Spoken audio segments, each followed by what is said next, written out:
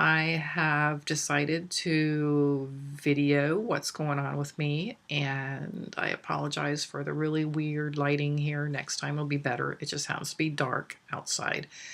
I am 56 and I live in Seattle, Washington. And this all began about 8 weeks ago or so. So I'm just going to start at the beginning and get to the part where I am right now. And then I'm just going to keep posting along my journey and just kind of share it in case you're out there wondering if you're in the same place right now, or maybe in the future I can help you out. So in November, I went in for my routine gyno exam with my gynecologist, which went fine, but she felt around in my thyroid area and she felt like this lump, a couple of lumps, and they were pretty big. And she was like, "Are you feeling okay? Have you had trouble swallowing? Have you noticed this lump before? Oh, and I feel like your lymph nodes are really enlarged here. Can you tell me anything about this?" Which totally took me kind of by surprise because I didn't feel any lumps here at all, but my lymph nodes were sore because, duh, it was November and it's Seattle and this great big flu is going through the whole country, especially around here where it's really wet and dark. And I had this cruddy cough.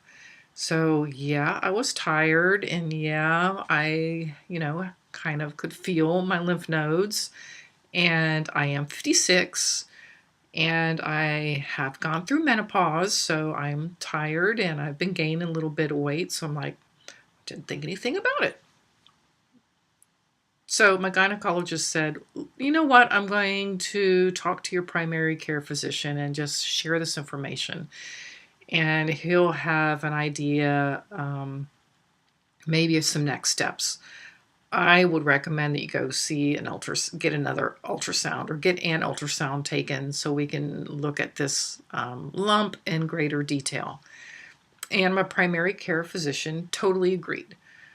In fact, I went in like in 5 days and had an ultrasound taken of my thyroid and the little bumps on my thyroid. Now, I don't know if any of you out there have had an ultrasound yet. If you've already had one, it's totally painless. They put some goo on your neck. They have this device and they rub it over, and basically they can see almost like an X-ray on a computer monitor screen that's next to you. It's really, really fast. The only thing unpleasant about it is probably some of the goo kind of ran down into my hair, because you're laying like this and you're sticking your neck up so that they can actually get a better view of it. And the results on that came back really fast. Turns out that one of my nodules was rather large. It's 1.6 centimeters, and it has microcalcifications. And it was a solid mass, and the other one is smaller. It is hollow. It has some kind of increased vascularity around it. That's what the results said. So yeah, it looks really suspicious. Looked suspicious. So my primary care called me, doctor, and he said, "You know what? We need to get you in to see an endocrinologist, and I'm going to set you up with an ear, nose, and throat specialist, otolaryngologist." They're both chicks. They're both female doctors, and they're some of the best in the city. And we need to get you in there to see both of them stat, so we can get some more information about what's happening with you. And I totally agreed. It's great to have, all of a sudden, you've got a team working with you. Some of the best people at the polyclinic here in Seattle. So I made appointments with them, and tried not to look on the internet to see what all these bumps on my throat were about. To no avail, but it's really good to be able to talk to a doctor really fast because they can actually make you feel better. So I went to see my ear, nose, and throat, and she went over the results and what she thought. And she said, you know what? Yeah, we need to have these microcalcifications, these nodules checked out. And I think you need to have a biopsy done with fine needle aspiration. Basically, they stick these really thin little needles in and they like take a sample out so that they can run it through the lab and see if those cells are cancerous. She said, I want you to go to this special clinic, this radiology clinic. That's what they do. I really love working with them. I'll refer you over to them, and let's get this taken care of. And I'm like, okay. And she said, it might be uncomfortable, but generally it's really fast, and we'll get you in and out, and your results will come fast. So in 5 more days, I went over there. So as you can tell, things are going really quickly. Every doctor, they're like seeing me as soon as they can. They're referring me. They're making space for me because this looks really suspicious. So I go into the radiologist, and I don't know if you've ever had a biopsy before, but you go into this room and there's like a team of 3 there. There's the doctor who's actually doing the poking. There's a doctor that's looking on the ultrasound. There's another doctor that is taking the samples and preparing them to get those tested. And my job was to lay flat and have my neck up and not move while he took samples. And I didn't think it was going to hurt. I thought it'd be uncomfortable. But I got to be honest, it hurt like crap. And it really freaked me out. So they gave me like some kind of topical anesthesia, or maybe he gave me a shot, but he stuck me 5 times, and then he had to like vibrate it in there. And I'm not supposed to swallow, and I'm not supposed to move or talk, and I'm not sure how long it's going to take. It freaked me out. I did not like it one bit. It was painful. But I got through it. And I thought, oh, thank God, I'm never going to have to do that again, because that was crap. I had a little Band-Aid there.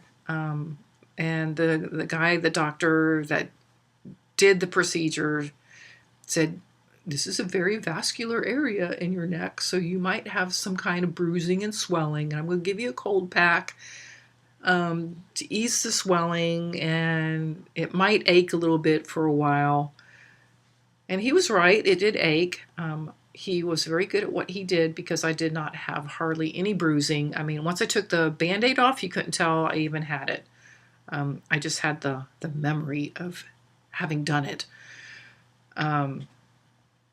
So the results came back pretty fast, and the results were not good. So yes, definitely I have papillary thyroid carcinoma. The doctor was only able to take a biopsy out of one of the nodules because I just could not stay still to do the one that was in the center. So he did the larger one. And yeah, once I found out that result, it was a little freaky, I'll be honest. And the ear, nose, and throat person said, try to relax. It's not as bad as you think. I want you to see your endocrinologist, who will talk to you some more, and we'll figure this out. It's actually, if you're going to get a cancer, this is the one to get, because The recurrence is really, really low. It's a very slow-moving cancer. It's in a very controlled spot. It doesn't like spread all over the place. So go talk to your endocrinologist pretty soon, which happened to be the very next week because I'd already made the appointment. So I went to the endocrinologist with my husband, who accompanied me, and she went through the test results and explained that indeed, if you're going to get a cancer, thyroid papillary carcinoma is the one to get. It goes pretty slow. They caught it early. The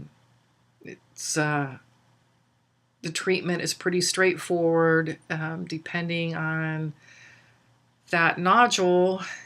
They could, and also after she talks to my ENT person, they can either take out all of my thyroid or half of my thyroid, and then I'll be on some thyroid medicine probably for the rest of my life.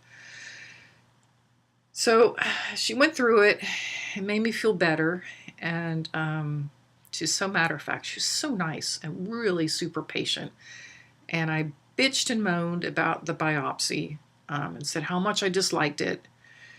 And she was very sympathetic. And then she said, "Oh, why don't you sit up here and let me feel your throat again?" And like she went in and said, "Drink some water," and looked at my swallowing. She's like, "Are you having any problems swallowing?" I'm like, "No, I just kind of have a sore throat. I got this cough all the time, but I'm fine with swallowing."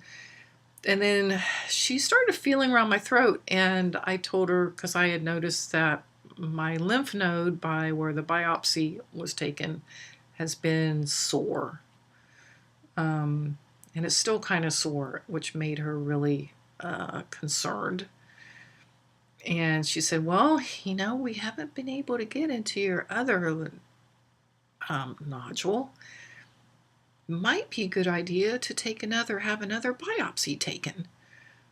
I'm going to talk to your ear, nose, and throat person, and we'll come to a plan, but I think it might be a really good idea to have another biopsy taken so that we know for sure. And maybe we'll just take it from the lymph node instead of your actual nodule. But I'll talk to your doctor." And I'm sitting there going, "What? Again?" So I was like, oh, crap. But it might be the difference between taking out half my thyroid or my entire thyroid. So I said, "Okay, well, I'm willing to do this, but I'm really going to need a sedative because it freaked me out." And she's like, "Okay, well, your husband will need to drive you there and drive you back, but I'll give you a 1-dose sedative." Thank God. So after that, which kind of made me feel better a little bit, so you can tell I'm still dreading it.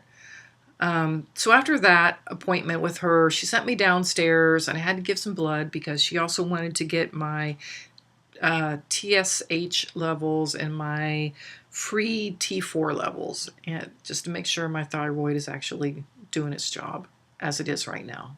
And those results came back the very next day, and they're fine. So here's what's happening right now. So that's all in the past. This all happened this past week.